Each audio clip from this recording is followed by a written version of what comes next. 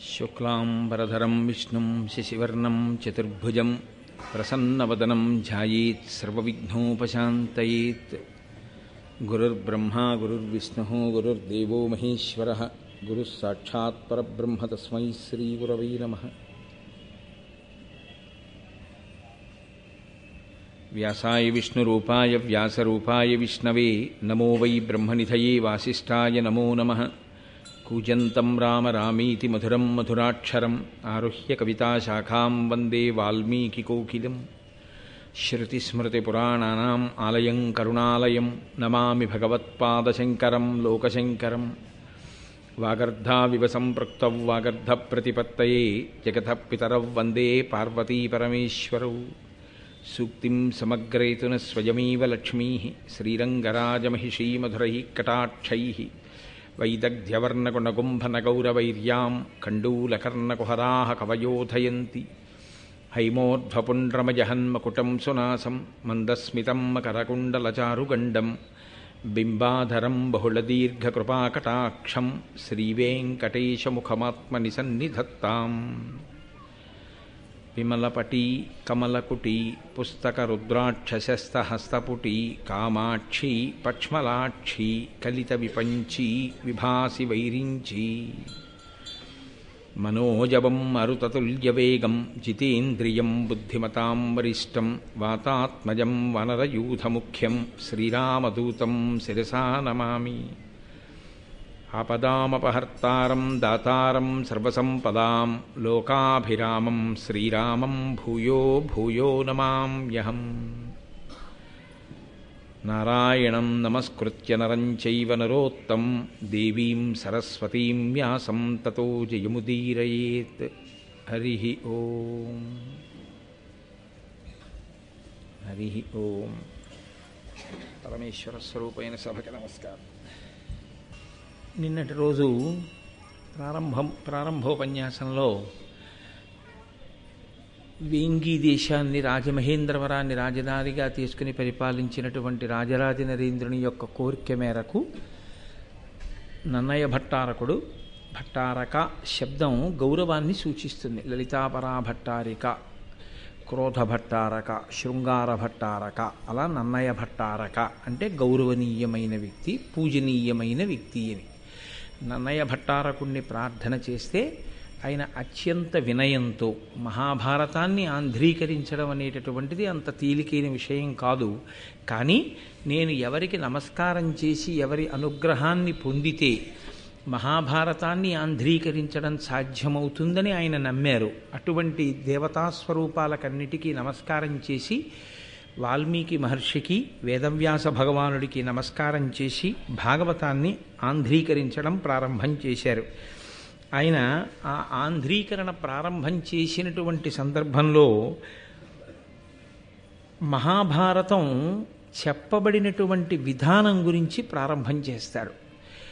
మనకి ఆంధ్ర మహాభారతాన్ని పరిశీలనం చేస్తే మొట్టమొదట ఈ భారతాన్ని చెప్పడం మొదలుపెట్టినటువంటి వాడు సౌతి. తరువాత మళ్ళీ కథ కొంత దూరం వెళ్ళిన తరువాత జనమేజయ సర్పయాగం పూర్తయిపోయిన తర్వాత మళ్ళీ కథాభాగాన్ని చెప్పడం మొదలుపెట్టేటటువంటి వాడు వైశంపాయనుడు. కాబట్టి ముందసలు మహాభారతం ఎక్కడ చెప్పడం అన్నది భూమండలం మీద జరిగిందో, ఎక్కడ మొట్టమొదటిసారి భారత ప్రవచనం జరిగిందో అటువంటి పవిత్రమైన ప్రదేశమేదో దాని గురించి నన్నయ్య గారు ప్రారంభం చేస్తున్నారు. ఆయన అంటారు, నైమిషారణ్య పుణ్యక్షేత్రమున కులపతి శౌనకొండను పరమమౌని బ్రహ్మర్షి గణ సముపాసితుండై సర్వలోకహితార్థంబు లోకనుతుడు 12 వార్షికోత్తమ సత్రయాగంబు ముగి చేయుచున్న అమ్మునుల కడకు వచ్చి తానుగ్రశ్రవసుడను సూతుడు రౌమహర్షణి సుపౌరాణికుండు పరమభక్తితో ప్రణమిల్లియున్న ఆ కథకు వలన ముని నికాయమెల్ల వివిధ పుణ్యకథలు వినువేట్క అతని పూజించి అపరిమిత విశేష విధులా అని ప్రారంభం చేశారు. దీన్ని మొట్టమొదట నైమిషారణ్యము అనబడేటటువంటి ప్రదేశంలో ఈ మహాభారత ప్రవచనం జరిగింది. మనకి భారతదేశంలో అత్యంత ప్రఖ్యాతమైనటువంటి ప్రదేశములు అనేకమున్నాయి. అందున విశేషించి మిగిలినటువంటి ప్రాంతాలలో అంటే భూమండలంలో భరతఖండాన్ని మినహాయిస్తే అరణ్యంలోకి వెళ్ళడం, అరణ్యంలో ఉండడం అనేటటువంటి సంప్రదాయం మీకు కనపడదు. కానీ ఒక్క భారతదేశంలో మాత్రం ఋషులు తమంత తాముగా కోరి కోరి అరణ్యంలో ఉంటూ ఉంటారు. అక్కడ ఆశ్రమ నిర్మాణం చేసుకుని పరమ ప్రశాంతమైనటువంటి వాతావరణంలో తపస్సు చేస్తూ శిష్యుల్ని పోషిస్తూ శిష్యులకి విద్య నేర్పుతూ వారు అరణ్యంలో నివసించినటువంటి కారణం చేత అరణ్యంలో క్రూర మృగాలు కూడా ఒకదాని పట్ల ఒకదానికున్న క్రౌర్యాన్ని మరచిపోయి అత్యంత ప్రేమతో ప్రవర్తించగలిగినటువంటి తపో వైభవాన్ని ప్రకటించి అసలు అరణ్యము అన్న మాటకి ఒక కొత్త శోభని సంతరింపచేశారు. అందుకే మీకు పౌరాణిక వాంగ్మయాన్ని పరిశీలనం చేస్తే అంత పరమ పవిత్రమైనటువంటి అరణ్యముల పేర్లు కొన్ని వినపడతాయి. అందులో దండకారణ్యము, అది ప్రత్యేకించి శ్రీరామాయణ కాలంలో రామచంద్రమూర్తి ఎందరో ఋషుల్ని దర్శనం చేసినటువంటి ప్రాంతం. దండకారణ్యము, ధర్మారణ్యము, చంపారణ్యము, సైంధవారణ్యము, పుష్కరారణ్యము, నైమిషారణ్యము, ఇలా ఎన్నో అరణ్యాలు.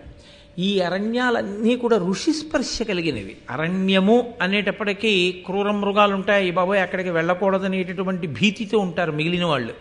కానీ ఒక్క భరతఖండంలో ఉన్న గొప్పతనం ఏమిటంటే అటువంటి చోటికి వెళ్ళి వీళ్ళు తపస్సు చేస్తే క్రూర మృగాలు వాటికి సహజంగా ఉండేటటువంటి వైరాన్ని మరిచిపోయి అత్యంత ప్రేమతో కలిసిమెలిసి ఉండేవి. అగస్త్య మహర్షి గురించి మీరు కాశీఖండంలో చదివినా అక్కడ వరకెందుకు శంకరాచార్యుల వారి యొక్క జీవితం గురించి చదివినప్పుడు శృంగగిరి పీఠం పెట్టిన ప్రదేశానికి వారు వెళ్ళినప్పుడు మొట్టమొదటిసారి ఒక పాము కప్పకి పడగపట్టి కాపాడి సేద తీర్చడం చూశారు.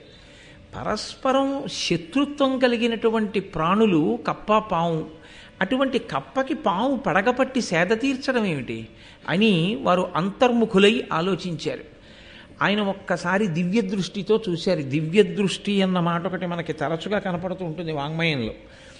దృష్టి అన్న మాటకు అర్థం ఈ మాంసనేత్రము చూడగలిగినంత ఎంతవరకు చూడగలదో అంతవరకు చూడగలిగి ఉండడం.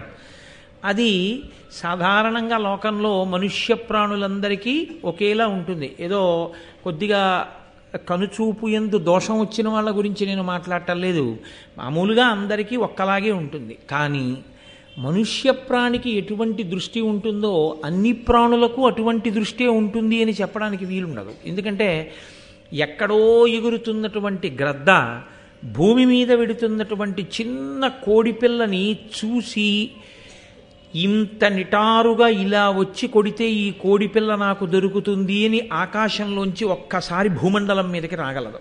అంత పైనుంచి చూడగలిగిన చిన్న కంటితో ఉంటుంది గ్రద్ద. ఒక్కొక్క దాని దృష్టి ఒకలా ఉంటుంది. బాహ్యంలో మాంసనేత్రానికి చూడగలిగినటువంటి శక్తి సామాన్యంగా పిలువబడేటటువంటి దృష్టి. దివ్య దృష్టి అంటే ఈ బాహ్యనేత్రాన్ని మూసి ఒక్కసారి దేని గురించి ఆలోచిస్తున్నారో దాని మీద దృష్టి పెడితే ఎక్కడ ఏది జరిగింది అన్నది ఇతరులకు అందని విషయం అలా కన్నులు మూసుకున్నటువంటి వ్యక్తికి గోచరం అవుతుంది, ఆయనకి తెలుస్తుంది. అలా చూడగలిగినటువంటి శక్తి తపస్సు చేత సాధింపబడుతుంది. అది అందరికీ కన్నులు మూసుకుంటే దొరికే విషయం కాదు. అది అటువంటి తపోశాలురైన మహర్షులు ఒక్కసారి భ్రూమధ్యమునందు దృష్టిని కేంద్రీకరించి ఏం జరిగింది అని వారు కన్నులు మూసుకుంటే ఏది జరిగిందో వారికి కరతలామలకం అయ్యేది. కంచికామకోటి పీఠాధిపత్యం చేసి నడిచే దేవుడిని పేర్గాంచినటువంటి చంద్రశేఖరేంద్ర సరస్వతి స్వామి వారు ఒక్కసారి ఇలా కన్నులు మూసుకుంటే తన దగ్గరికి ప్రసాదం పట్టుకుని వచ్చినటువంటి వ్యక్తి ఎక్కడో ఒక చోట చేయించుకున్నటువంటి రుద్రాభిషేకంలో ఏ బ్రాహ్మణుణ్ణి అవమానం చేశారో ఆ బ్రాహ్మణుడు దేవాలయంలో ఈశ్వరుడికి వెళ్ళి ఏం చెప్పుకున్నాడో ఆ చెప్పుకున్న ఆయన ఎంత బాధపడి ప్రాణం విడిచిపెట్టేశాడో కూడా ఆయన తెలుసుకుని ఆ పూట భిక్ష కూడా విడిచిపెట్టేసిన రోజులున్నాయి. మహాత్ములు తమ తపశ్శక్తి చేత బాహ్యనేత్రమును మూసి అంతర్నేత్రముతో చూడగలిగిన శక్తితో ఉంటారు. దాన్ని దివ్య దృష్టి అని పిలుస్తారు. కాబట్టి ఒక్కొక్కరిది ఒక్కొక్క దృష్టి, ఒక్కొక్క శక్తితో కూడినటువంటి దృష్టికోణము కలిగినటువంటి వారై ఉంటారు. మనకి శంకర భగవత్పాదులు అలా ఒక్కసారి అంతర్ముఖులై చూశారు. ఈ పాము కప్పని పడగబట్టి ఎలా కాపాడగలుగుతోంది, ఎందువల్ల వచ్చింది, రెండు పరస్పర శత్రుత్వం ఉన్న ప్రాణులు ఇంత ప్రేమతో ఇక్కడ ఎందుకు మెలగగలిగాయి. ఆయనకు అర్థమైంది. ఎప్పుడో త్రేతాయుగంలో అక్కడ ఋష్యశృంగ మహర్షి తపస్సు చేశారు. త్రేతాయుగంలో ఋష్యశృంగుడు తపస్సు చేసిన కారణం చేత కలియుగంలో శంకర భగవత్పాదాచార్య స్వామివారు నడిచేసరికి కూడా ఆ తపస్సు యొక్క ప్రకంపనల చేత, తత్ప్రభావము చేత అక్కడ ఉన్నటువంటి ప్రాణులు సహజంగా ఉండేటటువంటి వైరాన్ని మరిచిపోయి తిరగగలిగాయి. అంటే ఒక్కొక్క మహానుభావుడు అరణ్యంలో తపస్సు చేసినటువంటి కారణం చేత యుగం మారిపోయినా కూడా ఆ అరణ్యములు అంత శోభస్కరమైన ప్రదేశములుగా నిలబడిపోయాయి. ఇది అనన్య సామాన్యమైనటువంటి ప్రక్రియ. ఇది ఒక్క భారతదేశంలో ఋషులకు మాత్రమే చెందినటువంటి అత్యంత పవిత్రమైన సంప్రదాయం. అటువంటి ఋషి సంప్రదాయానికి మనం వారసులం. అంత పవిత్రమైనటువంటి ప్రదేశాలు. అందున ప్రత్యేకించి నైమిషారణ్యము వెళ్ళి తపస్సు చేయడం చేత అటువంటి శక్తి పొందినది కాదు. కలియుగ ప్రారంభంలో మహర్షులు వెళ్ళి అడిగారు చతుర్ముఖ బ్రహ్మగారిని, నువ్వు సృష్టికర్తవి, నీకు యుగలక్షణం బాగా తెలుసు, భూమండలం అంతా కూడా కలి యొక్క ప్రభావం ఉంటుంది. కలి యొక్క ప్రభావం ప్రధానంగా ఎవరి మీద ఉంటుంది అంటే, కలికి లొంగిపోయిన వాడి మీద కలి తన ప్రభావం చూపించవలసిన అవసరం ఉండదు. కలికి ఎవడు లొంగకుండా నిలబడి ఈశ్వరుడి పాదములు పట్టుకున్నాడో వాణ్ణి పడగొట్టడానికే కలి ప్రయత్నిస్తాడు. కాబట్టి మేము ఇప్పుడు భూమండలంలో ఎక్కడ కూర్చుని తపస్సు చేసినా కలి ప్రభావం మా మీద ఉంటుంది. కాబట్టి తపస్సు అసలు నిలబడుతుందన్న ధైర్యం లేదు. కాబట్టి మహానుభావ, భూమండలంలో ఎక్కడ మేము కలి ప్రభావానికి వశులం కాకుండా ఉండగలిగినటువంటి ప్రదేశం ఉన్నదో అటువంటి ప్రదేశాన్ని మాకు ఎరుకపరచవలసినది అని ప్రార్థన చేశారు. బ్రహ్మగారు ఒక చక్రాన్ని ఒకదాన్ని మనసా నిర్మించి విడిచిపెట్టారు. దీని వెనక మీరు వెళ్ళండి, ఇది దొల్లుతూ వెడుతుంది. వెళ్ళి వెళ్ళి వెళ్ళి వెళ్ళి వెళ్ళి ఎక్కడ దీని యొక్క నేమి, దీని ఇరుసు శిథిలమై ఇది పడిపోతుందో ఆ పడిపోయినటువంటి ప్రదేశంలో కలిపురుషుని యొక్క ప్రభావం ఉండదు. కాబట్టి మీరు అక్కడ తపస్సు చెయ్యండి అన్నారు. అదిగో అప్పుడు వచ్చింది నైమిషారణ్యం. అక్కడ ఆ చక్రం యొక్క నేమి శిథిలమై పడిపోయింది. ఆ రోజుల్లో మహర్షులు అక్కడ తపస్సు కూర్చుంటే మహాత్ములైన వారు, తపోనిష్టాగరిష్ఠులు అక్కడ కూర్చున్నారని 88,000 మంది ఋషులు చేరారట నైమిషారణ్యంలో ప్రారంభంలో. అంతమంది మహర్షుల యొక్క పాదధూళి చేత పవిత్రమైన ప్రదేశం ఆ ప్రదేశం. అక్కడ సాక్షాత్తుగా శ్రీమన్నారాయణుడు ఆవిర్భవించాడు ఒక ప్రత్యేక కారణానికి, రాక్షస సంహారానికి. ఆ ప్రదేశంలోనే అనేక వేల మంది ఋషులు కూర్చుని వాళ్ళు సరస్వతీదేవిని ధ్యానం చేశారు. ఆ ధ్యానం చేసినప్పుడు ఆవిడ సంతోషించి కాంచనాక్షి అన్న పేరుతో ప్రత్యేకంగా ప్రవహించింది నైమిషారణ్యంలో. అందుకే ఇప్పటికీ అక్కడ ఉన్నటువంటి గోమతీ నది యందు ధర్మచక్రం తిరిగింది అని చెప్తారు. ధర్మచక్రం తిరగడము అన్న మాటకు అర్థం ఏమిటో నేను నిన్ననే మీతో మనవి చేశాను. అది కదులుతుంది. ధర్మము ఒకలా ఉండేది కాదు, ధర్మము అస్తమానం మారిపోతుంది. నేను ఇప్పుడు ఈ వేదిక మీద కూర్చుంటే నాదొక ధర్మం, వేదిక దిగిపోతే నాదొక ధర్మం. నేను వేదిక మీద కూర్చున్నప్పుడు మీరు నాతో ఒకలా ఉండాలి, నేను వేదిక దిగిన తరువాత మాట్లాడితే ఒకలా మాట్లాడాలి. నేను నా భార్య దగ్గర నిలబడితే నాది భర్తృధర్మం, నేను నా అక్క దగ్గర నిలబడితే నాది సోదర ధర్మం, నేను నా కూతురు దగ్గర నిలబడితే నాది పితృధర్మం, నా తండ్రి దగ్గర నిలబడితే పుత్రధర్మం, నేను నా కార్యాలయానికి వెడితే ఉద్యోగి ధర్మం, ఏకాదశి నాడు ఉపవాసం ధర్మం, ద్వాదశి నాడు తొందరగా పారణ ధర్మం. ఎక్కడి ధర్మం అక్కడే. ధర్మం ఒక్కలా ఉండదు. ధర్మం ఆశ్రమాన్ని బట్టి మారిపోతుంది, ఆ రోజు తిథిని బట్టి మారిపోతుంది, మీరున్న పరిస్థితిని బట్టి మారిపోతుంది. కాబట్టి ఒకలా ఉండకుండా మీరున్న దేశకాలాదులను ఆశ్రమమును బట్టి మారేది ధర్మం. కాబట్టి చక్రం తిరుగుతుంది. ఆ ధర్మాన్ని పట్టుకుని ధర్మానుష్ఠానం చేసిన వాడు చివరికి ఏది పొందుతాడు అంటే, ఏది కదలని చిట్ట చివరి స్థితో ఏది పరమసత్యమో, దేనికి మార్పు లేదో, ఏది షడూర్ములకు అతీతమో, ఏది షడ్వికారములకు అతీతమో అటువంటి సత్యమైన ఆత్మ ఎరుకలోకి వస్తుంది. ఆత్మ కొత్తగా దర్శనం అవ్వడం ఉండదు, ఆత్మ తెలియబడుతుంది. ఎందుకంటే ఉన్నది ఆత్మయే. ఆ ఆత్మ తెలియబడి అద్వైతానుభూతి ఎందు ప్రవేశిస్తాడు. కాబట్టి ఆ ధర్మచక్రము అక్కడ ఉన్నటువంటి గోమతీ నదీ జలములలో తిరిగిందిట. అందుకే నైమిషారణ్యానికి వెళ్ళి ఆ గోమతీ జలాలలో స్నానం చేసి అక్కడ పురాణ ప్రవచనాన్ని వింటారు. కారణం ఏమంటే ఆ నైమిషారణ్యానికి ఉన్నటువంటి శక్తి అటువంటిది. అక్కడ ఎందరో మహర్షులు కూర్చుని తపస్సులు చేసినటువంటి ప్రదేశం. అందుకే నన్నయ్య గారు భారతాన్ని ఆంధ్రీకరించడం ప్రారంభం చేస్తూనే అంతటి గొప్ప ప్రదేశము, ఆ ప్రదేశమే మహాభారతము ప్రవచనం చేయబడినటువంటి మొట్టమొదటి వేదిక భూమండలంలో. అక్కడే మహాభారతం ప్రవచనం చేయబడింది. ఎందుకు ప్రవచనం చేయబడింది అంటే, నైమిషారణ్య పుణ్యక్షేత్రమున కులపతి శౌనకుండను పరమమౌని బ్రహ్మర్షి గణ సముపాసితుండై సర్వలోకహితార్థంబు లోకనుతుడు 12 వార్షికోత్తమ సత్ర యాగంబు ముగి చెయ్యుచున్నా. అక్కడ శౌనకుడు అనబడేటటువంటి కులపతి ఉండేవారు. కులపతి అన్న మాటకు అర్థం 4 వేదములను స్వరంతో గురువుగారి దగ్గర నేర్చుకున్నవాడై వేదము యొక్క ఉపాంగములైనటువంటి కల్పము, జ్యోతిషము, నిరుక్తము, శిక్ష, వ్యాకరణము ఇటువంటి 6 కూడా వేదము, వేదాంగములు అంటారు.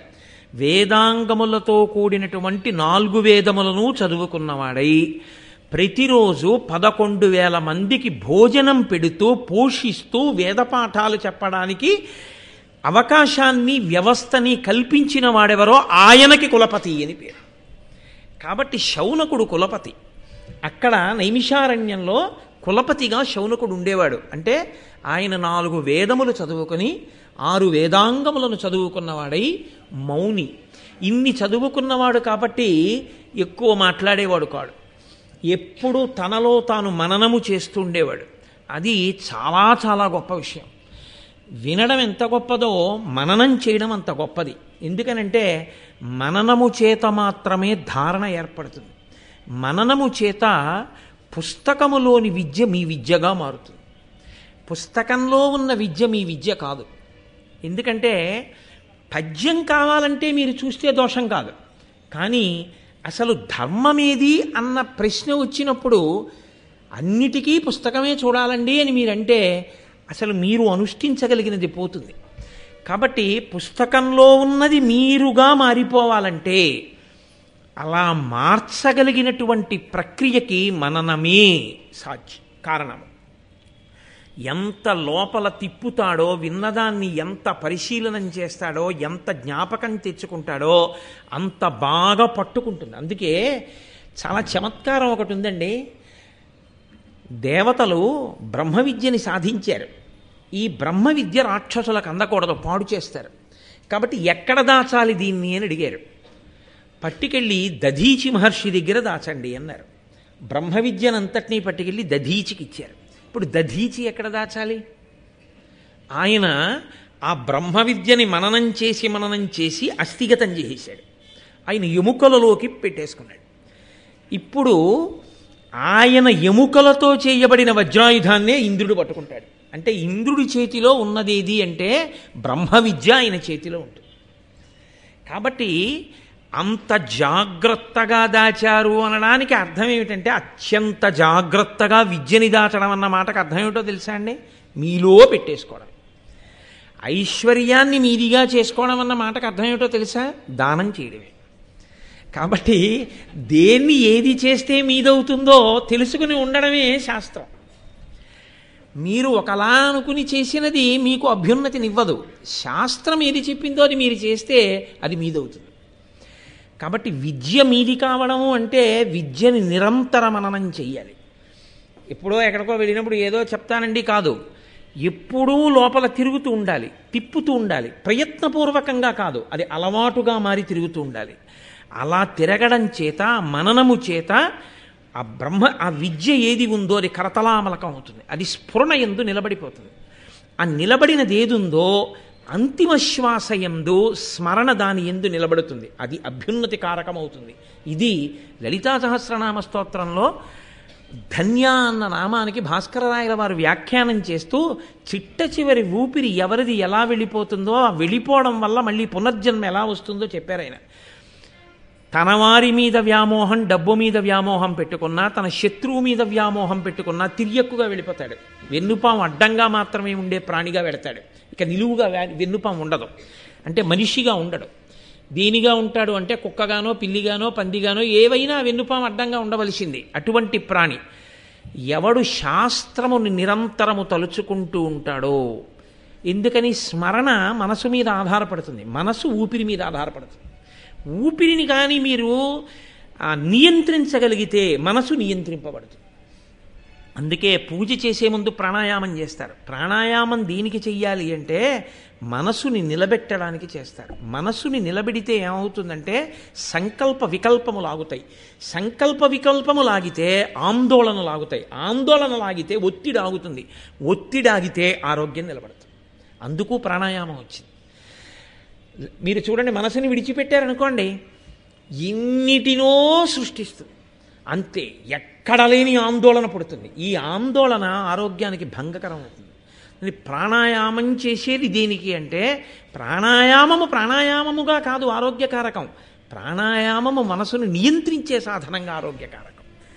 కాబట్టి నన్నయ్య గారు ఒక్క మాట అన్నారు అంటే శీసపద్యంలో ఆయనేమి ఊసుపోక ఏదో అనేటటువంటి మాట కాదు. నైమిషారణ్యము అని ఆయన అన్నారు అంటే అంత పరమ పవిత్రమైన ప్రదేశం ఆ ప్రదేశం. అక్కడ శౌనకుడు ఉన్నాడు.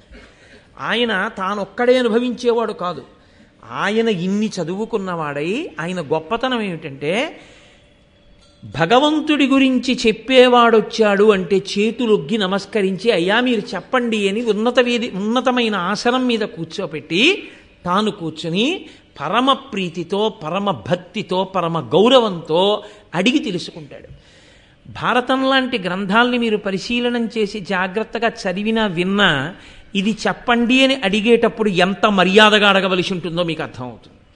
ఆ భారతాన్ని సరిగ్గా చదవకపోతే సంస్కారంలో దోషం ఉంటే ఎప్పుడు ఏది ఎలా అడగాలో కూడా తెలియని పరిస్థితి వస్తుంది. కాబట్టి నైమిషారణ్యం అనేటటువంటి పుణ్యక్షేత్రంలో శౌనకుడనేటటువంటి పరమ మౌని ప్రతిరోజు 11,000 మందికి అన్నదానం చేశాడు మహానుభావుడు. భోజనం పెట్టి వేదవేదాంగములను శ్రవణం చేయించేవాడు. ఆయన పరమమౌని బ్రహ్మర్షి గణ సముపాసితుండై సర్వలోకహితార్థంబు. ఆయన ఇన్ని చదువుకున్నవాడు, పరమ మౌని అయినవాడు, చుట్టూ బ్రహ్మర్షులతో కూడి ఉన్నటువంటి వాడు. ఆయన చేస్తున్నదేమిటి అంటే 12 సంవత్సరములు కొనసాగేటటువంటి సత్రయాగాన్ని చేస్తున్నట్టు. యాగములు అనేకమైనటువంటి యాగములు ఉంటాయి. మళ్ళీ ఇందులో సత్రయాగము అని ఒక యాగం. ఈ సత్రయాగం చాలా గమ్మత్తుగా ఉంటుంది. బ్రాహ్మణుణ్ణి దానం పట్టమని చెప్పింది శాస్త్రం. ఏమి బ్రాహ్మణుడే ఎందుకు దానం పుచ్చుకోవడం అంటే ఇచ్చిన పంచెల చాపల్లా తాను కట్టేసుకోకూడదు. పంచెల చాపులు పుచ్చుకుంటే ఒక 5 or 6 తాను కట్టుకోవడానికి ఉంచుకుని మిగిలిన పంచెల చాపులు తీసుకెళ్ళి వేరే ఉంచాలి. ఉంచి దేవాలయంలో శారదా నవరాత్రులు అవుతున్నాయండి అన్నారనుకోండి, దీక్షావస్త్రాలుగా కట్టుకోండి అని ఋత్విక్కులకి తీసుకొచ్చి ఓ 10 or 15 పంచెల చాపులు ఇచ్చేసేయాలి. బ్రాహ్మణుడు నేర్చుకోవలసిన మొదటి లక్షణం ఏమిటంటే కేవలము ఉన్నదాన్ని తాను అనుభవించుట కాదు, వైదిక సంస్కారము పెరగడానికి మళ్ళీ తనకి వచ్చిన దాన్ని తిరిగి పెట్టుబడిగా ఇచ్చేస్తూ ఉండాలి. తాను అనుభవించడానికి బ్రాహ్మణుడు పుచ్చుకోకూడదు. అందుకే బ్రాహ్మణుడి జీవితము అంత నిరాడంబరంగా ఉండాలి అని శాస్త్రాలు చెప్పడానికి కారణం అదే. కాబట్టి సత్రయాగము అన్న మాటకు అర్థం ఏంటంటే దానికి యజమానులు ఉండరు. యజమాని ఉంటాడు, చేయించేవారు ఉంటారు యాగాన్ని. యజమాని అంటే కోరిక ఆయనది, ఆయన కొరకు యాగం జరుగుతుంది. దశరథ మహారాజు గారికి పిల్లలు లేరు. దశరథ మహారాజు గారు వశిష్ఠుణ్ణి ఆశ్రయించాడు. వశిష్ఠుడు అన్నాడు అశ్వమేధయాగం చెయ్యాలన్నాడు. అశ్వమేధయాగం చేస్తే ఏమవుతుంది? వశిష్ఠుడికి ఏం కలిసి రాదు. సంతానము కలగకుండా ఏ దోషము ప్రతిబంధకంగా దశరథ మహారాజు గారికి అడ్డం వచ్చి నిలబడిందో ఆ దోషము తొలగిపోతుంది. ఇప్పుడు ఆ దోషము తొలగడానికి ఈ యాగము చెయ్యవలసి ఉంటుంది. వశిష్ఠుడు చెప్పాడు. ఇప్పుడు ఆ యాగం చేశాడు. ప్రతిబంధకం పోయింది. ఇప్పుడు ఏం కావాలి? సత్పుత్రులు కావాలి. పుత్రకామేష్టి చెయ్యి. ఇప్పుడు కొడుకులు కావాలని అడుగు. పాపం పోయింది, ఇప్పుడు నీకు కొడుకులు కలుగుతారు. ఇప్పుడు ఇష్టి చేశాడు, పాయస పాత్ర పట్టుకుని యజ్ఞపురుషుడు పైకి వచ్చాడు. యాగము అన్న మాట, హోమము అన్న మాట, బలి అన్న మాట మూడుంటాయి. వాటిని కొంచెం జాగ్రత్తగా మీరు పరిశీలనం చేయవలసి ఉంటుంది. యాగము, యాగశాల అని ఉంటాయి. ఇప్పుడు రేపు పొద్దున్న కుంభాభిషేకానికి వేస్తారు పక్కన యాగశాల. యాగశాల ప్రవేశమే అద్భుతమైన విషయం. అసలు ఆ దీక్షావస్త్రాలు కట్టుకుని మంగళవాయిద్యాలతో లోపలికి వెడతారు. అందరూ యాగశాలలోకి వెళ్ళకూడదు. యాగశాల చుట్టూ ప్రదక్షిణం చెయ్యాలి మనమందరం. యాగశాలలోకి ఋత్విక్కులు వెడతారు. వెళ్ళి అగ్నిముఖంగా హవిస్సునిస్తారు. ఇచ్చి దేవతల్ని పిలిచి పట్టుకెళ్ళండి అని ఇస్తారు. అంటే వాళ్ళకి అన్నం పెడతారు. అగ్నిముఖంగా వాళ్ళ అన్నం తింటారు. వాళ్ళ అన్నం తినడానికి వచ్చి కూర్చుంటారు. ఇవాళ మనని పిలుస్తారు, వీళ్ళు అన్నం పెడతారని. మనం పిలిచామనుకోండి, భోజనానికి రండి అంటాం, తప్పు. దేవతార్చనకి రండి అనాలి. వచ్చి కూర్చుంటే అయ్యా వడ్డించేస్తున్నాం కూర్చోండి అంటారు. వడ్డించేస్తున్నాం కూర్చోండి అంటే ఎందుకు కూర్చున్నాడు? భోజనం పెడతారని కూర్చున్నాడు. అలాగే యాగశాల నిర్మాణం చేసి నాందీ ప్రస్తావన చేసేస్తే దేవతలు వచ్చి కూర్చుంటారు హవిస్సు కోసం. అందుకని యాగశాలలోకి అందరూ వెళ్ళరు. దానికి తగిన నియమపాలనం చేసేవాళ్ళు దీక్షితులు. అందుకే యాగం చేస్తేనే దీక్ష అన్న పేరు వచ్చింది. దీక్షావస్త్రాలు కట్టుకుని వాళ్ళు యాగశాలలోకి ఎడతారు. అటువంటి హోమగుండం, ఆ హవిస్సు, ఋత్విక్కులు, దేవతలు అందరూ ఆ యాగశాలలో కూర్చున్నారు కాబట్టి యాగశాలకి ప్రదక్షిణం చేస్తారు. ఇప్పుడు దేవతలందరికీ ప్రదక్షిణం అయిపోతుంది. వారిని కుడి భుజం వైపు కుంచుకుని తిరిగాడు కాబట్టి ప్రదక్షిణము అన్న మాటకు అర్థం ఏమిటంటే, ఇటుపక్క నుంచి మీరు అటుపక్కకు వచ్చినా ఈ మధ్యలో ఉన్న వస్తువు మీ ఎడం భుజం వైపుకి మారకూడదు. అలా మారకుండా ఉంటే, నేను ఇప్పుడు అటు వచ్చి నించున్నాను అనుకోండి, ఈ వేదిక నాకు కుడి భుజం వైపుకు ఉంటుంది. నేను ఇటుపక్కకు వచ్చి నించున్నాను అనుకోండి, వేదిక నాకు ఎడం భుజం వైపుకు ఉంటుంది. ఎడమ భుజం వైపుకి ఉన్నది అంటే పూజనీయత తరిగిపోతుంది. కుడి భుజం వైపుకు ఉన్నది అంటే పూజనీయత పెరుగుతుంది. ప్రదక్షిణం ఎందుకు చేస్తారంటే, గుండ్రంగా తిరిగి వస్తున్నా ఈ వస్తువు మాత్రం నా కుడి భుజం వైపే ఉండాలి. అంటే ఇది పరమ పవిత్రము అని గుర్తు ఏమిటంటే, దీనికి గుండ్రంగా తిరిగేటప్పుడు కుడి భుజం దీని వైపుకే ఉండాలి. ఇది ఇంత పవిత్రమైన వస్తువు కాబట్టి దీని చుట్టూ నేను తిరిగినప్పుడు దీనిలో ఉన్న శక్తి నా మీద ప్రసరిస్తుంది. ప్రసరించి నాకు అభ్యున్నతినిస్తుంది. మీరు ఒక దేవాలయానికి ప్రదక్షిణం ఎందుకు చేస్తారంటే, దేవతామూర్తి కింద యంత్రం ఉంటుంది. ఆ యంత్రం తన శక్తిని చిమ్ముతూ ఉంటుంది చుట్టూను. మీరు మౌనంగా ప్రదక్షిణం చేయాలి. ఊసుపోని కబుర్లు చెప్తూ సెల్ ఫోన్ చెవిలో పెట్టుకుని ప్రదక్షిణాలు చేస్తే ఉన్న ఫలితం రాదు కదా. దేవాలయాలకు మళ్ళీ మళ్ళీ కుంభాభిషేకాలు చేయాల్సి వస్తుంది. కాబట్టి కలియుగంలో దేవాలయాల యొక్క శక్తి క్షీణించిపోవడానికి కారణం అదే. అమర్యాదతో కూడినటువంటి నడవడి దేవాలయంలో. కుడి భుజం వైపుకి దేవాలయం యొక్క గోడని ఉంచి చుట్టూ తిరుగుతాడు మౌనంగా. అప్పుడు ఆ యంత్రము యొక్క శక్తి తన మీద పడుతుంది. అందుకే ప్రతిరోజు దేవాలయానికి ప్రదక్షిణం చేస్తారు. మీరు రామాయణ మహాకావ్యాన్ని చదివితే ప్రతి చోట రామచంద్రమూర్తి ఎక్కడెక్కడ పూజనీయమైన వస్తువు కనపడితే అక్కడక్కడ ప్రదక్షిణం చేసి వెడతాడు, అప్రదక్షిణంగా వెళ్ళడు. మహాభారతంలో మీరు విరాట పర్వం చూస్తే అర్జునుడు యుద్ధభూమిలోకి వచ్చి నిలబడితే ఆ సారథి ఉత్తరకుమారుడితో చెప్తాడు, నీవు రథం నడిపేటప్పుడు ఎప్పుడూ ద్రోణాచార్యుల వారికి కానీ భీష్మాచార్యుల వారికి కానీ నా ఎడం భుజం వైపుకి వాళ్ళ రథాలు ఉండేటట్టు తోలకుసుమా. వారు పూజనీయులు, మహానుభావులు, వారు నా గురువు, వారు నాకు పరమేశ్వర స్వరూపుడు. వారు నా ఎడం భుజం వైపుకు ఉండకూడదు. ఎప్పుడు నా రథం వెళ్ళినా నా రథానికి వారు కుడి పక్కన ఉండేటట్టు రథం నడుపు అంటాడు. అంతటి ధర్మైకమూర్తులు కాబట్టే వాళ్ళు అంతటి విజయాన్ని సాధించారు, అంతటి మహోజ్వలమైనటువంటి స్థితిని పొందగలిగారు. కాబట్టి ఆచరణాత్మకమై ఉంటుంది. అదే ధర్మము అన్న మాటకు అర్థము అని నేను మీతో తరచూ ప్రస్తావన చేస్తూ ఉంటాను. కాబట్టి ఆయన సత్రయాగం చేశాడు. సత్రయాగంలో యజమాని కొరకు చెయ్యరు యాగాన్ని. ఎవరు ఋత్విక్కులుగా ఉన్నారో వారే యజమానులుగా ఉంటారు. అంటే వారే చేస్తారు, వారే కోరికను కూడా కోరుతారు. ఇప్పుడు శౌనకుడికి కోరికే ఉంటుంది. శౌనకుడున్న చోట చేరిన వాళ్ళకి కోరికే ఉంటుంది. వాళ్ళందరూ కలిపురుషుడు యొక్క ప్రభావం మా మీద పడకూడదు, ఈశ్వరానుగ్రహం కావాలి అని అక్కడ కూర్చున్న వాళ్ళు. అక్కడ కూర్చున్న వాళ్ళు విచారించవలసి వస్తే దేని గురించి విచారించాలి? అయ్యో మేమంటే ఈ నైమిషారణ్యం చేరుకున్నాం, ఈ నైమిషారణ్యంలో ఇక్కడ కూర్చుని మేము జపం చేసుకుంటున్నాం, పురాణ కథలు వింటున్నాం. కానీ పాపం ఎక్కడెక్కడో పుట్టిన వాళ్ళు, సంసారంలో మగ్గిపోతున్న వాళ్ళు ఈ భూమండలం మీద కలిపురుషుడు యొక్క ఉద్ధతికి వాళ్ళు వశులైపోతున్నారే. కాబట్టి ఇప్పుడు లోకము యొక్క ప్రయోజనము కొరకు, లోకమంతా శాంతిగా ఉండాలి, కలిపురుషుడి యొక్క ఉద్ధతి చేత బాధపడకూడదు. కాబట్టి ఇప్పుడు వాళ్ళు యాగం చేస్తే వాళ్ళకి కోరిక లేదు, కాబట్టి యజమాని లేడు, కోరిక లేదు. కాబట్టి ఋత్విక్కులే యజమానులుగా ఉండి 12 సంవత్సరముల దీర్ఘసత్రయాగం చేస్తున్నాడు శౌనకుడు. అంటే ఆ అరణ్యం ఎటువంటిది, ఆ ప్రదేశం ఎటువంటిది, అక్కడ ఉన్న మహాత్ములు ఎటువంటి వారు, అసలు వాళ్ళ మనసులు ఎటువంటివి, వాళ్ళు చేస్తున్న యాగం ఎటువంటిది. అక్కడికి వెళ్ళాడు మహానుభావుడైనటువంటి సౌతి. నన్నయ్య మహానుభావుడు మహాభారతంలో ఆయన్ని సౌతి కథకుడు ఈ 2 పేర్లతో ఎక్కువగా పిలుస్తూ ఉంటారు. మళ్ళీ వైశంపాయనుడు వచ్చేంత వరకు కథలో అలాగే పిలుస్తూ తీసుకుని వెడతారు. ఆయన రోమహర్షణుని యొక్క కుమారుడు, ఉగ్రశ్రవసుడు ఆయన పేరు. ఆయన్ని సౌతి అంటారు. రోమహర్షుడిని కుమారుడైనటువంటి ఈ ఉగ్రశ్రవసుడు ఆ నైమిషారణ్యానికి వచ్చాడు. మళ్ళీ నేను మీతో ఒక 2 మాటలు ప్రస్తావించవలసి ఉంటుంది. ఆయన ఎవరు అన్నది, అక్కడికి ఆయన ఎందుకు వెళ్ళవలసి వచ్చింది అన్నది నేను చెప్పవలసి ఉంటుంది కదా. ఆ వచ్చిన ఉగ్రశ్రవసుని యొక్క తండ్రి గారి పేరు రోమహర్షణుడు. ఆయనకి అసలు రోమహర్షణుడు అన్న పేరు ఎందుకు వచ్చింది, సూతుడు అన్న పేరు ఎందుకు వచ్చింది? సూతుడు అన్న పేరు సాధారణంగా సారథికి అన్వయం చేస్తూ ఉంటారు, లేదా జన్మచేత కొంతమందిని సూత శబ్దంతో పిలుస్తారు. ఇక్కడ రోమహర్షణుడు సూతుడు, కానీ రోమహర్షణుడు సూతుడు అని చెప్పడానికి కారణం ఏమిటో తెలుసా అండి? అది జాతి సంబంధమైనటువంటి అన్వయం కాదు. మీకు కాశీఖండంలో దీనికి సంబంధించినటువంటి రహస్యాన్ని ప్రస్తావన చేస్తారు. పృథు మహారాజు గారు ఒకానొకప్పుడు ఒక పెద్ద యజ్ఞం చేశాడు. ఆ యజ్ఞగుండంలోంచి ఒక మహాపురుషుడు ఆవిర్భవించాడు. అగ్నికుండ సముద్భూత సూత నిర్మలమానస.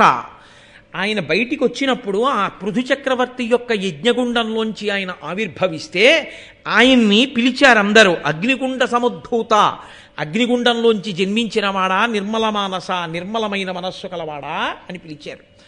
ఈయన వేదవ్యాసునికి శిష్యుడయ్యాడు. శిష్యుడై పురాణవాంగ్మయాన్నంతటినీ కూడా, 18 మహాపురాణములనన్నింటినీ కూడా వేదవ్యాసుడి వలన ఉపదేశంగా పొందాడు.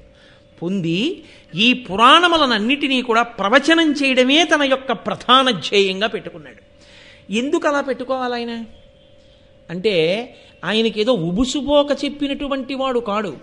ఆయన దేనికి చెప్పుకున్నాడు ఈ పురాణాన్ని అంటే, ఆయన చెప్పేటప్పుట పొంగిపోయి ఆ కథలో తాను లీనమైపోయి ఎంత పరవశించిపోయేవాడంటే, లోపల తాను ఏ ఘట్టాన్ని వర్ణిస్తున్నాడో ఆ ఘట్టాన్ని తాను దర్శనం చేసి పరవశించి చెప్పేవట. అంత పరవశంతో ఆయన చెప్తాడు. కాబట్టి సభలో కూర్చున్న వాళ్ళందరికీ కూడా ఆనందంతో పులకలొచ్చి వెంట్రుకలు నిక్కబుడుచుకుని ఉండేటట్టుగా వింటుండేవారట ఆయన చెప్పేటటువంటి ప్రవచనాన్ని. అంత భక్తి కుదురుకునేది ఆయన మాట్లాడితే. అలా మాట్లాడాడు కాబట్టి ఆయనకి రోమహర్షణుడు అని పిలిచారు. అగ్నిగుండంలోంచి ఉద్భవించాడు కాబట్టి సూత అని పిలిచారు. అటువంటి సూతుడు రోమహర్షణుడు. ఆ రోమహర్షణుని యొక్క కుమారుడు ఉగ్రశ్రవసుడు. ఈయనకి కూడా తండ్రి గారి పోలికే వచ్చింది. ఈయనకి కూడా ఏమిటి పని అంటే, పురాణ ప్రవచనం చేస్తూ ఉంటాడు. ఈ పురాణ ప్రవచనం ఎందుకు చేస్తారో తెలుసా అండి? పురాణ ప్రవచనము భూతద్దం పెట్టి వస్తువుని చూపించడం అంటుంది శాస్త్రం. వేదం ఉంటుంది, వేదము రాజశాసనం ఎలా మాట్లాడుతుందో అలా మాట్లాడుతుంది. సత్యం వద ధర్మం చర అంతే, ఇంకేం అందం, ఊరుకుంటుంది. ఇప్పుడు వేదంలో ఉండేటటువంటి సమస్త ఆచారకాండని స్మృతులు చెప్తాయి. స్మృతి అంటే ఏ ఋషి వాటినన్నింటినీ తీసి వేదంలోంచి క్రోడీకరించాడో ఆ ఋషి పేరు మీదుగా స్మృతి వస్తుంది. యాజ్ఞవల్కుడు క్రోడీకరించాడనుకోండి, యాజ్ఞవల్క స్మృతి. గౌతముడు క్రోడీకరిస్తే గౌతమ స్మృతి. మనువు క్రోడీకరిస్తే మనుస్మృతి. ఇలా వస్తాయి. ఈ స్మృతికి ఆధారం శృతే, వేదమే. వేదంలోంచే తీస్తారు. కాబట్టే శృతేరివార్థం స్మృతిరన్వగచ్చత్ అంటాడు కాళిదాసు. ఆవు వెంట దూడ ఎలా వెడుతుంది అంటే శృతి వెంట స్మృతి వెళ్ళినట్టు అన్నాడు దిలీపుడి కోసం అని చెప్పి ఆయన మా దిలీపుడు మహానుభావుడు ఆ గోవుని రక్షణ చేసినటువంటి సందర్భంలో కాళిదాస మహాకవి రఘువంశ మహాకావ్యంలో ఈ ప్రయోగం చేస్తాడు. శృతేరివార్థం స్మృతిరన్వగచ్చత్ అని. ఆవు వెంట దూడ వెళ్ళిపోయినట్టు వేదం ఏం చెప్పిందో దాన్నే స్మృతులు చెప్తాయి. కానీ అక్కడక్కడ చెప్పిన విషయాలన్నీ తీసి ఋషి క్రోడీకరిస్తాడు. క్రోడీకరించి చెప్తే దాన్ని స్మృతి అంటారు. ఇప్పుడు శృతి స్మృతి ఈ రెండు ఏం చెప్తాయంటే మనం ఎలా ప్రవర్తించాలో ప్రామాణికంగా మనకి చెప్తాయి, ఈశ్వరవాక్కు కాబట్టి. కానీ దాని మీద మనకి బాగా బుద్ధి కుదురుకోవాలనుకోండి, పురాణం వినాలి. పురాణం వింటే వేదాన్ని స్మృతిని విన్నట్టే. ఎందుకని? ధర్మంచరా, నువ్వు ధర్మమునే అనుష్ఠించు. ధర్మమే అనుష్ఠిస్తే ఏమవుతుందండి? రామాయణం విను, నీకు అర్థమవుతుంది ధర్మం అంటే ఏమిటో, ఎలా రక్షిస్తుందో. ఇప్పుడు వేదంలో ధర్మంచర అన్న మాటని రామాయణ మహాకావ్యం రామచంద్రమూర్తి యొక్క జీవితంగా సమర్థించి చూపించి మీకు ధర్మమునందు పూనిక కల్పిస్తుంది. అయితే మళ్ళీ పురాణానికి చరిత్రకి ఓ తేడా ఉంటుంది. పురాణంకి చరిత్రకి ప్రధానమైన వ్యత్యాసం ఎక్కడుంటుందంటే, ఒక వ్యక్తి పుట్టుక, ఒక వ్యక్తి పెరుగుదల, ఒక వ్యక్తి మరణము వరకే చరిత్ర మాట్లాడుతుంది. కృష్ణదేవరాయల వారు ఎప్పుడు పుట్టారు, ఎలా పెరిగారు, ఎన్ని విజయాలు సాధించారు, వెంకటరమణుడిని ఎలా సేవించారు, ఎలా మరణించారు, ఇవి చెప్తుంది. అది పురాణం చెప్పింది అనుకోండి. కృష్ణదేవరాయల వారి జీవుడు కృష్ణదేవరాయల వారిగా వచ్చి ఇంత గొప్ప వాడై ఆంధ్రభౌజుడన్న కీర్తి ఎందుకు పొందగలిగాడో చెప్తుంది. కృష్ణదేవరాయల వారి శరీరం పడిపోయిన తర్వాత కృష్ణదేవరాయల వారి జీవుడు ఏమయ్యాడో కూడా చెప్తుంది. అందుకే సర్గశ్చ ప్రతిసర్గశ్చ వంశో మన్వంతరానిచ, అక్కడ సర్గ ప్రతిసర్గ నియమంతో వంశాన్నంతటినీ మన్వంతరములన్నింటినీ వర్ణిస్తూ జీవుడు ఎలా వైక్లభ్యాలు పొంది శరీరాల్ని మార్చుకుని చిట్ట చివరికి ఈశ్వరుడు ఎందుకు చేరాడు అన్న విషయాన్ని వర్ణిస్తుంది. భరతుడు అంతారణ్యానికి వెళ్ళి ఒక లేడీ మీద వ్యామోహం పెట్టుకున్నందుకు మళ్ళీ దేనిగా పుట్టాడు. అప్పుడు ఆ వ్యామోహం ఎలా పోయింది, అదే చరిత్ర అనుకోండి. ఆయన ఒక శరీరంలో ఉన్నంత వరకు మాత్రమే చరిత్ర మాట్లాడుతుంది. అందుకే చరిత్ర ఆత్మోద్ధరణకు హేతువుగా నిలబడుతుందని చెప్పడం కష్టం. కానీ పురాణం మాత్రం ఆత్మోద్ధరణకి హేతు అవుతుంది. శృతి యందు స్మృతి యందు ఉన్నదాన్ని పురాణము భూతద్దంలో పెట్టి చూపిస్తుంది. శృతి వింటే నాకు అర్థమైందండి అని అందరూ చెప్పలేరు, కానీ వేదాన్ని వినడమే చాలు. స్మృతి వింటే నాకు అర్థమైందండి అని అందరూ చెప్పగలరా అంటే చెప్పడం కష్టం. పురాణం వింటే నాకు అర్థం కాలేదండి అనడానికి ఏం ఉండదు. ప్రవచనం అన్న మాటకు అర్థం ఏంటంటే ప్రకృష్ట వచనం, బాగా ఊపి చూసి కర్ర బాగా పాతుకుందో లేదో ఆయనే ఊపి చూస్తాడు ఒకసారి. అలా పూర్వాపర విచారణ చేస్తూ కథని సమర్థిస్తూ శృతితో స్మృతితో అనుసంధానం చేస్తూ జరిగినటువంటి మాట తేలికగా మన మనసులో ధర్మం నిలబడేటట్టుగా చేస్తుంది. మనం ధర్మమునందు అనురక్తులమయ్యేటట్టు చేస్తుంది. అందుకు ప్రవచనం చేశారు. సూతుడు చేసిన, రోమహర్షణుడైన సూతుడు చేసిన, ఆయన కొడుకైనటువంటి ఉగ్రశ్రవసుడు చేసిన, దేని కొరకు చేశారు ప్రవచనం అంటే వాళ్ళకేదో ఉబుసుపోక కాలక్షేపం లేక అదే పనిగా చెప్పుకుంటూ వెళ్ళిన వాళ్ళు కారు. అందుకే మీకు ఈ పురాణ ప్రవచనము అనబడేటటువంటి ఈ ప్రక్రియ ప్రపంచపటంలో ఏ దేశంలో, ఏ సంప్రదాయంలో, ఏ విశ్వాసంలో మీకు కనపడదో. పురాణమును ప్రవచనము చెయ్యడము అనేటటువంటిది కేవలము సనాతన ధర్మమునందు మాత్రమే ఉన్నది. కాదు, మీకు ఒక యథార్థం చెప్తాను. దేవాలయానికి వచ్చినప్పుడు పెద్దలైనటువంటి వారు ఒక మాట అడుగుతారు, ఇక్కడ ఎప్పుడైనా రామాయణం చెప్పారా అని అడుగుతారు. ఇక్కడ రామాయణం చెప్పారండి అన్నారనుకోండి, ఆ ప్రాంగణానికి ఒక ప్రత్యేకమైన శక్తి ఉంటుంది. అన్నిటికన్నా ఒక ప్రాంగణం పునీతమైంది అని ఎప్పుడు చెప్తారో తెలుసా అండి? అక్కడ భారతం చెప్పి ఉంటే. దేవాలయ ప్రాంగణంలో కూర్చుని భారతం చెప్పినా, దేవాలయ ప్రాంగణంలో కూర్చుని భారతం విన్నా, అది సర్వోత్కృష్టమైనటువంటి స్థితిని కల్పిస్తుంది. అందుకే భారతం వినని వారు ఉండరు. దేవాలయ ప్రాంగణంలో కూర్చుని భారతం వినండి అని ఎందుకు చెప్తారంటే, నేను ఇలా అన్నానని మీరు అనుకోవద్దు. ఇదే భారతాన్ని పట్టుకెళ్ళి మీరు ఒక ఆడిటోరియంలో చెప్పారనుకోండి, మీ చెప్పులు పెట్టుకునే స్టాండ్ లేదనో, షూ కీపింగ్ స్టాల్ లేదనో మీరు చెప్పులు వేసుకుని కూర్చుని వెళ్ళి వింటారు. చెప్పేవాడు మాత్రం వాడికి ఉన్న నిష్ట కొద్దీ చెప్పులు విప్పి కూర్చుని వాడు చెప్తాడు. అంత పరమ పవిత్రమైన భారతాన్ని, పంచమ వేదాన్ని చెప్పులతో కూర్చుని వినడం అన్నది ఎంత దోషం అవుతుంది. అదే ఒక దేవాలయ ప్రాంగణం అనుకోండి, మీరు చెప్పులు విప్పి లోపలికి వస్తారు. ఈశ్వరుని యొక్క సముఖంలో, ఆయన ఎదురుగుండా, ఆయన సభామంటపంలో కూర్చుని మహాభారతం వినడం అంటే కోట్ల కోట్ల కోట్ల జన్మల తర్వాత తప్ప జీవుడికి ఆ అధికారాన్ని పొందే అదృష్టాన్ని ఇవ్వరు అని శాస్త్రములు తెగేసి చెప్తున్నారు. ఎందుకని అంటే మహాభారత ప్రవచనాన్ని వినడమే అంత గొప్ప. ఎందుకని? ప్రతి చోట ధర్మ సూక్ష్మ సమన్వయమే, ప్రతి మాటలో ధర్మ సూక్ష్మ సమన్వయమే. అంత గొప్పగా ధర్మము అనబడేటటువంటి పతాకాన్ని ఎగరవేస్తుంది మహాభారతం. కాబట్టి ఇప్పుడు అక్కడికి ఈ ఉగ్రశ్రవసుడు ఆయన ప్రవచనం చేయగలిగినటువంటి దిట్ట ఆయన అక్కడికి వచ్చారు. ఆయనకెవరు కనబడ్డారు? శౌనకుడు, శౌనకుడితో పాటుగా అక్కడ బ్రహ్మర్షులు ఉన్నారు. ఇప్పుడు ఎవరు ముందు నమస్కారం చెయ్యాలి? కాబట్టి ఉగ్రశ్రవసుని యొక్క వినయం ఏమిటంటే ఆయనే బ్రహ్మర్షులకు నమస్కారం చేశారు. నమస్కారం చేసి కూర్చుంటే వాళ్ళందరూ గబగబా ఆయన చుట్టూ చేరారు. ఒక మహాత్ముడు కనపడినప్పుడు ఆయనతో ఏది మాట్లాడాలో, ఎలా మాట్లాడాలో తెలిసుండి మాట్లాడినవాడు ధన్యతని పొందినవాడు తప్ప ఎవరి దగ్గర ఏది మాట్లాడాలో తెలియక మాట్లాడినవాడు అవకాశం వచ్చినా జార విడుచుకున్నవాడు. ఆయనని వాళ్ళు ప్రశ్న వేశారు, అయ్యా మేమందరం కూడా ఇదిగో ఈ నైమిషారణ్యంలో చేరాం, ఇక్కడ 12 సంవత్సరములు జరిగేటటువంటి సత్రయాగాన్ని నిర్వర్తిస్తున్నాం, మేమందరం కూడా భగవంతుని యొక్క పుణ్యకథలు వినడమునందు అనురక్తులమైనటువంటి వాళ్ళం, నీవు మాకు ఏవైనా భగవత్ సంబంధమైనటువంటి విశేషాలు చెప్పవలసింది. నువ్వు ఎక్కడెక్కడ తిరిగి వచ్చావు, ఈ మధ్యకాలంలో ఏం చూశావు, ఏ తీర్థముల యందు స్నానం చేశావు, ఏ క్షేత్రములు చూశావు అని అడిగారు. మనకి శాస్త్రంలో ఇదో గమ్మత్తైనటువంటి మాట, తీర్థయాత్ర అంటాం తప్ప క్షేత్రయాత్ర అనం. నిజానికి వాడు వెంకటాచలం వెళ్ళొచ్చాడు, తిరుపతి వెళ్ళొచ్చాడు, ఎక్కడికి వెళ్ళొచ్చారండి అన్నారు అనుకోండి, తీర్థయాత్రకి వెళ్ళానండి అంటాడు.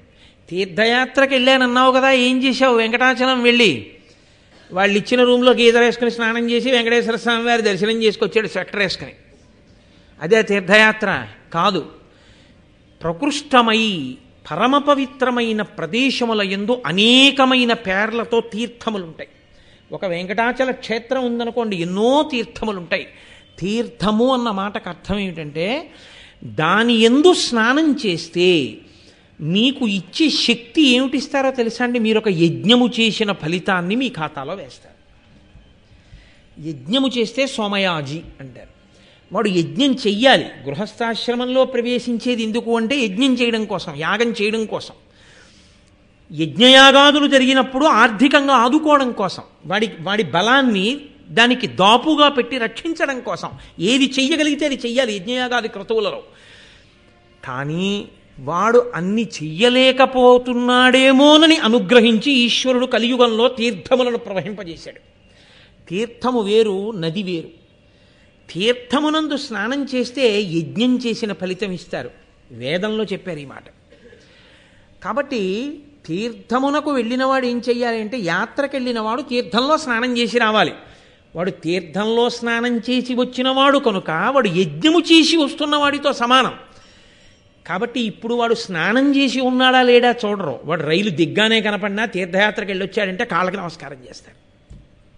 యజ్ఞం చేసి వస్తున్న వాడితో సమానం అవుతాడు వాడు. అందుకని యాత్రకు వెళితే స్నానం చేస్తాం. అందుకు కదూ మనం కాంచీ క్షేత్రానికి వెళితే అందరం కలిసి చక్కగా అక్కడ క్షేత్రంలో ఉన్నటువంటి ఒక గొప్ప దేవాలయంలో రథసప్తమి నాడు సంకల్పం చెప్పుకుని అందరం ఆ జిల్లేడాకులు రేగుపండు పెట్టుకుని, అవన్నీ ఎందుకు పెట్టుకుంటారో ముందు 4 మంచి మాటలు చెప్పుకుని సంకల్పం చేసుకుని అందరం అక్కడ ఉన్నటువంటి తీర్థంలో స్నానం చేసి వచ్చాం. అది చెయ్యాలి. అలా చెయ్యమని శాస్త్రాలు చెప్తున్నాయి. కాబట్టి వాళ్ళందరూ అక్కడ చేరి ఉన్నది ఎందుకు అంటే, నువ్వు ఏ ఏ తీర్థములలో స్నానం చేసి వచ్చావు నీకన్నీ తెలుసు. నువ్వు పురాణ వాంగ్మయం అంతా చదువుకున్నావు కాబట్టి ఎక్కడ ఏ క్షేత్రం ఉందో తెలుసు, ఏ తీర్థం ఉందో తెలుసు. కాస్త పెద్ద ఆయనతో ఎందుకు ఎడతారండి యాత్రకి?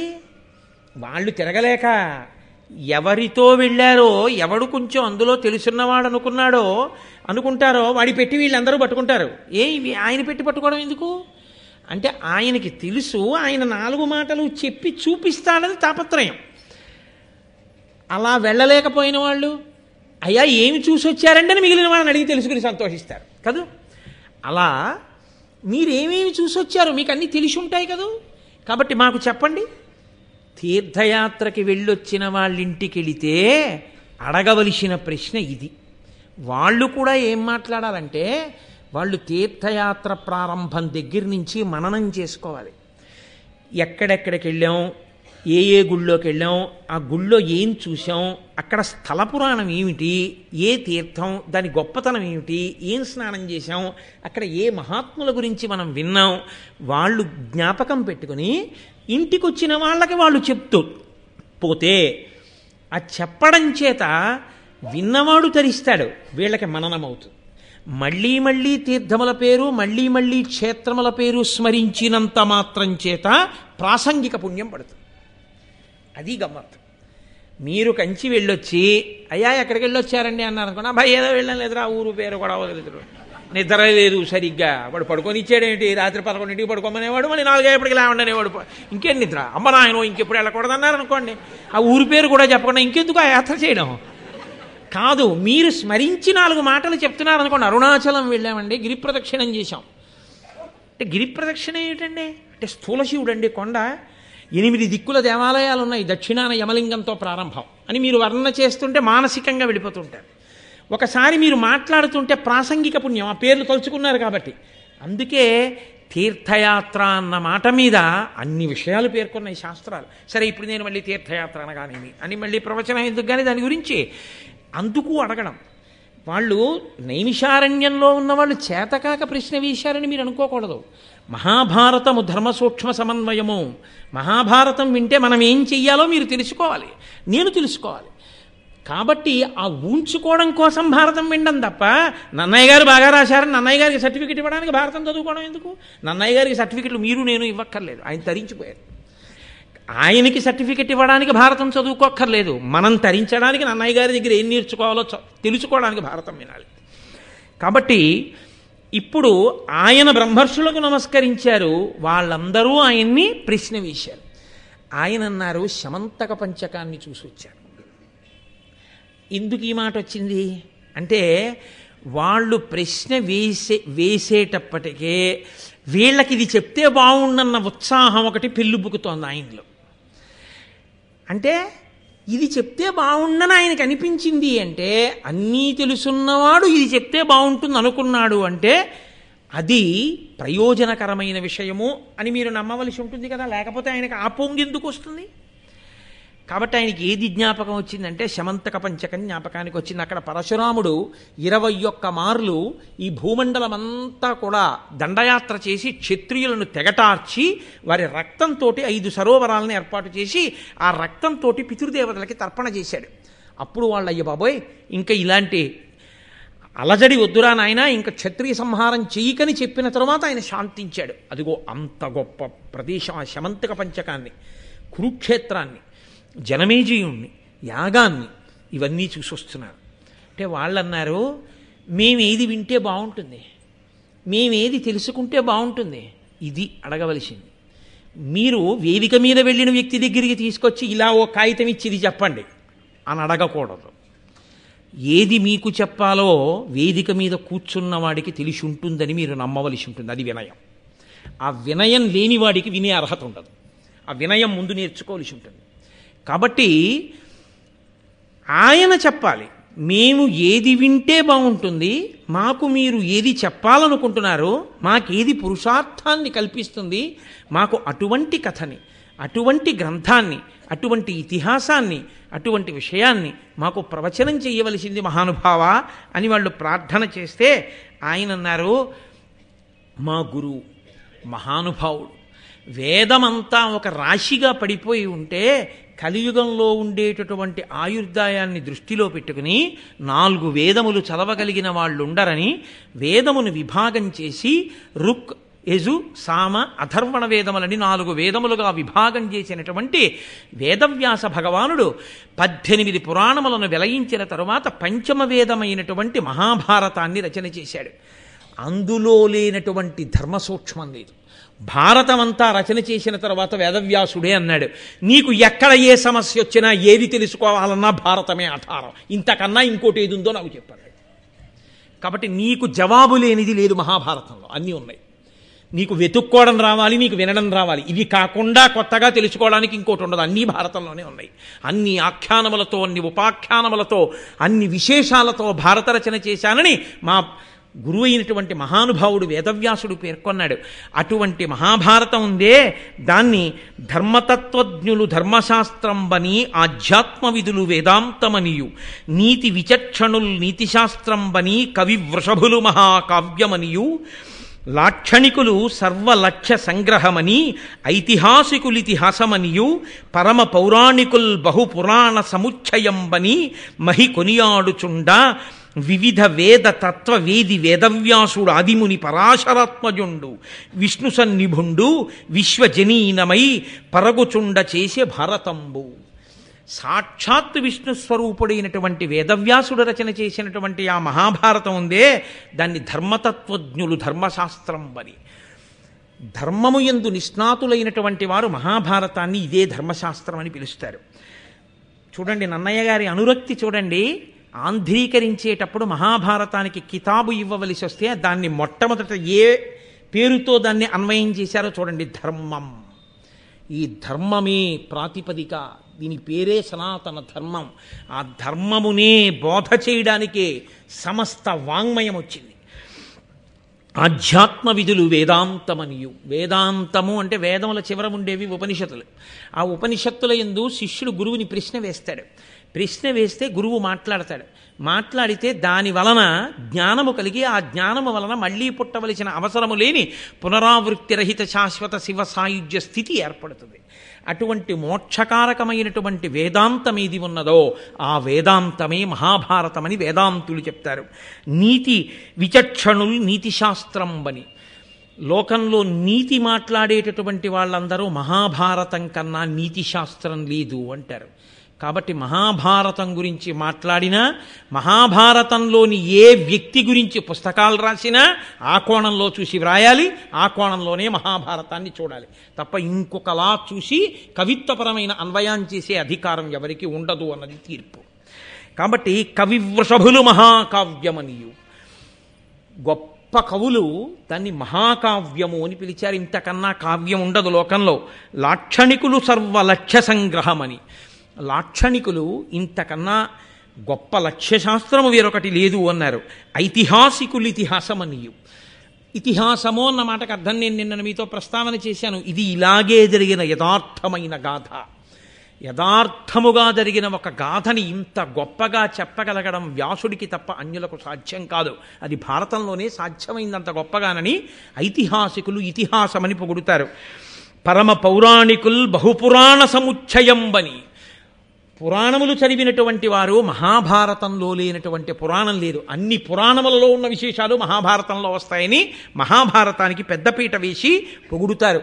వివిధ వేద తత్వ వేది, అనేకమైనటువంటి వేదముల యొక్క తత్వానికంతటికి పుట్ట, ఆ మూలకందమైనటువంటి వేదవ్యాస మహర్షి ఉన్నారే, ఆదిముని మొట్టమొదటి మహర్షి, మహానుభావుడు, పరాశరాత్మజుండు, పరాశరుని యొక్క కుమారుడు, విష్ణు సన్నిభుండు, సాక్షాత్ విష్ణుస్వరూపమైనటువంటి వాడు, వ్యాసో నారాయణ స్వయం. అటువంటి వాడు మనకి అందించినటువంటి మహాభారతం. నేను దాని గురించి ప్రవచనం చేస్తాను, చక్కగా మీ అందరూ వినండి అని. అక్షౌహిణి అన్న మాటకు అర్థమేమిటో, పర్వం అంటే ఏమిటో, మహాభారతంలో ఎన్ని పర్వాలున్నాయో, ఆ పర్వాలలో ఉండేటటువంటి కథా సారాంశం ఏమిటో, ఒక్కొక్క పర్వానికి ఒక్కొక్క పేరు ఎందుకు వచ్చిందో 18 పర్వముల గురించి విహంగ వీక్షణంగా ఒక్కసారి చెప్పాడు. సంక్షేప రామాయణం అంటారు చూసారా, అలా ఒక్కసారి. ఇలా ఎందుకు చెప్తారో తెలుసా అండి? జిజ్ఞాసు అయినటువంటి వాడైతే అమ్మో ఇన్ని విషయాలున్నాయి, మనకి మళ్ళీ ఎలా అందుతుందిరా, ఇది వినాలి, ఇలా ఆయన చెప్పి వెళ్ళిపోవడం కాదు, వివరంగా విందామని బాగా నాకు వివరించి చెప్పండి అని అడుగుతారు. వివరించి చెప్పమని అడగడం శిష్యునకు ఉండవలసిన లక్షణం. ఓసారి అలా పైన చదివేస్తే విని సంతోషపడిపోయితే అంతకన్నా లోతుగా తెలుసుకుందామనేటటువంటి జిజ్ఞాస లేకపోతే వాడు సరి అయిన అధికారి కాడు అని గుర్తు వినడానికి. కాబట్టి ఆ ఉత్సాహము ఉన్నవారేనా మహాభారతం నాకేనా సంతోషం, వీళ్ళు అలా వింటారా? ఒక్కసారి సంక్షేపంగా చెప్పాడు. వాళ్ళన్నారు కాదు కాదు, అలా నువ్వు ఏదో పర్వంలో ఇలా కదా, ఆదిపర్వం అంటే ప్రారంభం అంటే ఇదిగో ఇలా ఉంటుంది, ఇలా పాండవులు పుట్టారు, కౌరవులు పుట్టారు, వాళ్ళు పెద్దవాళ్ళేరా, అయిపోయింది ఆదిపర్వం, సోహాపర్వం, అలా చెప్తే మేము ఒప్పుకోం. మాకు చాలా వివరంగా కావాలి. అందులో అబ్బో మాకు ఇన్ని, ఏదో అగ్నిహోత్రపు నెగడు దగ్గరికి వెళ్ళి కర్రపట్టి తోస్తే ఒక్కసారి రవ్వలు పైకి రేగినట్టు నువ్వు చెప్పిన ఆదిపర్వం కథ వింటే మా మనసులో ఎన్ని ఆలోచనలు వచ్చేసాయో. అసలు ఆ శంతన మహారాజు ఏమిటి, ఆ భీష్ముడు ఏమిటి, పిల్లాడేమిటి, ఆ ప్రతిజ్ఞ చేయడం ఏమిటి, గంగ ఏమిటి, అష్టవసువులు ఏమిటి, శాపం ఏమిటి, వాళ్ళు భూమి మీద పుట్టడం ఏమిటి, గంగ పట్టుకెళ్ళి గంగలో బారేయడం ఏమిటి, 8వ వాడు మహాపురుషుడు అవడం ఏమిటి, దీర్ఘకాలం ఉండడం ఏమిటి, పెళ్లి చేసుకోకపోవడం ఏమిటి, అది ధర్మ విరుద్ధం కదా, ఇవన్నీ ఎలా జరిగాయి మాకు వివరంగా చెప్పు. అలా ఏదో చెప్పేసి అయిపోయిందంటే మేము ఒప్పుకోం. అంటే వాళ్ళకి జిజ్ఞాస ఉంది. చాలా సంతోషించాడు ఆయన. సంతోషించి ఆయన అన్నాడు, మీకు నేను తప్పకుండా అలాగే మహాభారతాన్ని వివరణ చేస్తాను వినండి అని జనమేజయుడి దగ్గర ప్రారంభం చేశాడు. ఎందుకని అప్పుడే కదా జనమేజయుడి యొక్క యాగశాల నుంచి వచ్చానని చెప్పాడు కదా. అందుకని ఇప్పుడు మహాభారతం అంటే ఆయన ప్రవచనం నైమిషారణ్యంలో మొట్టమొదట మహాభారతాన్ని ప్రస్తావన చేసేసరికి అప్పుడే ఆయన చూసి వచ్చినటువంటి ఆ యజ్ఞశాలతో కూడినటువంటి ఘట్టాల గురించి వివరణ చేస్తూ ప్రారంభం చేశాడు. ప్రారంభం చేస్తూ ఆయన అన్నాడు, జనమేజయుడనబడేటటువంటి రాజు చంద్రవంశంలో పాండవుల యొక్క వారసుడిగా జన్మించి ఒక గొప్ప యజ్ఞాన్ని చేశాడు. ఆ యజ్ఞంలో ఆయన తనకి అని కోరుకుని చేసినవాడు కాడు. ఆయన దేని కొరకు చేశాడు ఆ యజ్ఞాన్ని అంటే ప్రజల యొక్క సంక్షేమం కోసం, తన రాజ్యంలో ఉండేటటువంటి ప్రజల యొక్క అభ్యున్నతి కోసం యజ్ఞం చేశాడు. అంటే ఇక్కడ మీరు ఒక విషయాన్ని బాగా గమనించవలసి ఉంటుంది. వేదము యొక్క ప్రమాణమును అంగీకరించి యజ్ఞయాగాది క్రతువులు లోకక్షేమమునకు హేతువులని నమ్మినటువంటి ప్రభువు సింహాసనం మీద ఉన్నాడు. కాబట్టి ఆ రాజు కారణంగా నెలకొక వాన పడుతుంది.